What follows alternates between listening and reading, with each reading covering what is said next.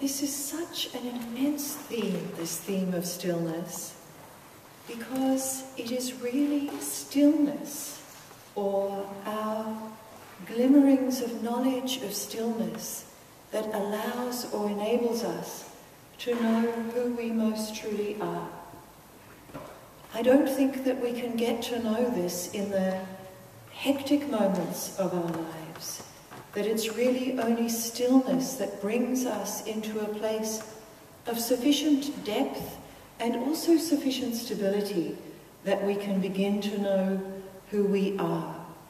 It's also striking to me that stillness is always the precursor to any significant act of creation.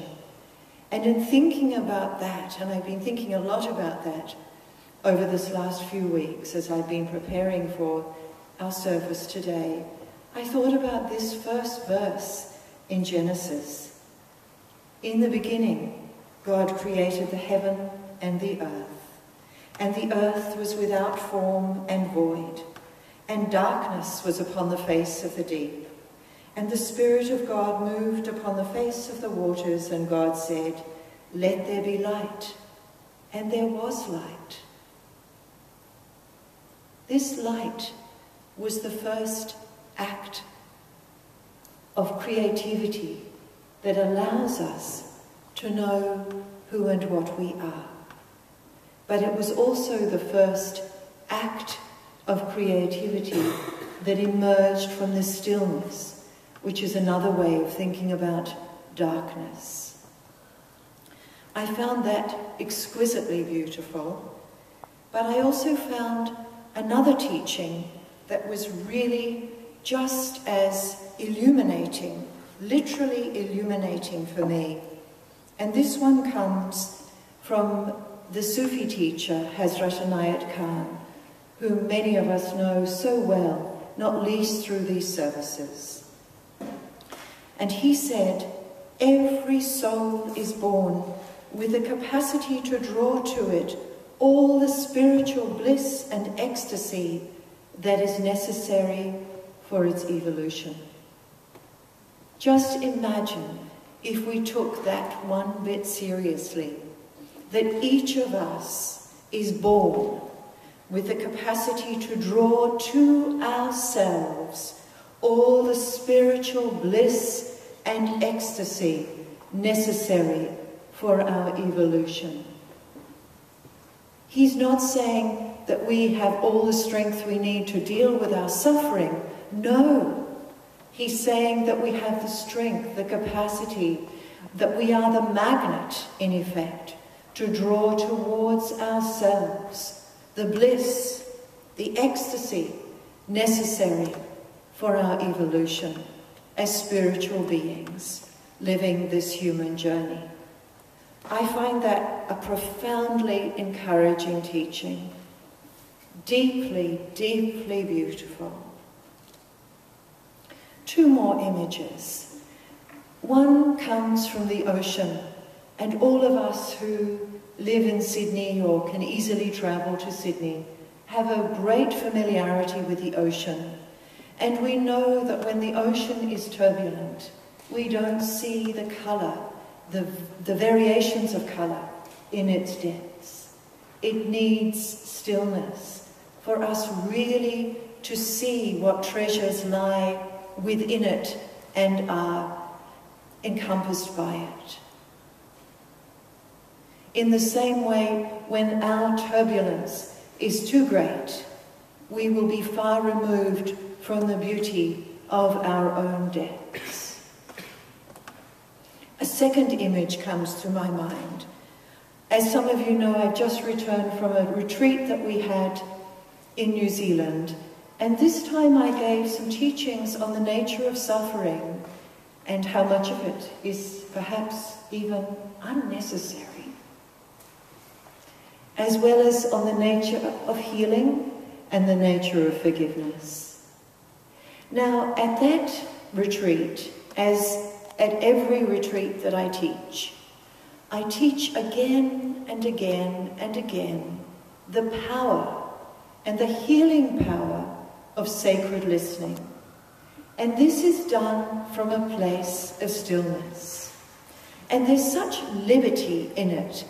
There's such freedom in it when we allow ourselves simply to listen rather than being distracted by what we're going to say next, what opinion we need to share, whether we need to put somebody right. We just listen. And of course, in doing this practice, particularly on retreat, we are not simply listening to another person. We're also listening in a really fundamental and again liberating way to ourselves. More crucially even than that, we are also listening and giving ourselves permission to listen to the small, quiet voice within. It is one of my favorite teachings of all the many teachings that you know that I love. Psalm 46, verse 10. Be still and listen and know to the small, quiet voice within. But we have to give ourselves that permission. We have to give ourselves that space. We have to trust the depths of our being in order to enter that place.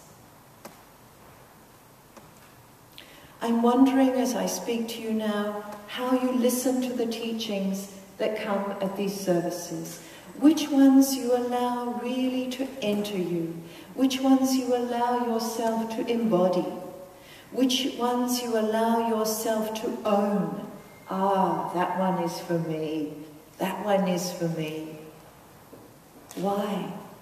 Because it speaks to some yearning in your own soul, in your own spiritual nature. Because it uplifts you in some way, because it encourages you in the deepest places that we need encouragement, particularly when we feel confused, or particularly when we forget who and what we are. How do you listen also to the music of nature, to the wind in the trees, to the silence of the night that is never entirely silent, whether you are in the country or the city? How do you listen to the birds? How do you listen to silence itself? All ways to feed the knowledge that we have of the stillness within us. How prepared are we to listen from a place of stillness to one another? This is our most immediately available and most effective practice of compassion. Truly to listen to one another, particularly when what you are hearing is perhaps what you would not most like to hear. To allow the grace of spaciousness in that stillness, truly to listen to one another. This is spiritual practice in practice, to listen deeply to one another. In the beginning, in the middle, and all the way.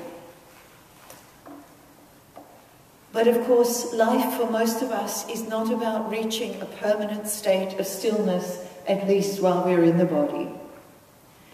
Stillness is part of the rhythm of existence. But if stillness is not part of the rhythm of existence, then we feel worn down. We often feel depleted. We feel frantic. We call it being burned out. We might have just as much activity in our lives, but if we're meeting it from a place of stillness, then we can even enjoy those places of activity in a quite different way from when they're out of balance or imbalance. Different personalities among us would have different needs for stillness, but there is none of us here today, none of us listening to this, who doesn't at some time have a need to come within, to turn within, to find the stillness within with which you can meet life outside and beyond yourself. Meditation, contemplation, deep listening, music. The music that we have at these services, the music that Elizabeth has given us today, the music that is coming from Elizabeth still. This all brings us to a place of stillness. So stillness is not always about silence. Often it isn't about silence. Often there's a remarkable path to stillness through our listening to something that is not silent, but that brings us to those depths. When you know that place of stillness, you also know the depths that Rabindranath Tagore described as your true life. Our true life, said that great Bengali poet, our true life lies at great depth within us. We meet each other with so much more ease, so much less anxiety, so much less compulsion that you should be this way and I should be that way, when we can meet one another from the place of stillness, from the place of inner stability, from the place of knowing, from the place of truth and beauty and quiet and ecstasy. Be still, said the psalmist, and know who is God. Blessed.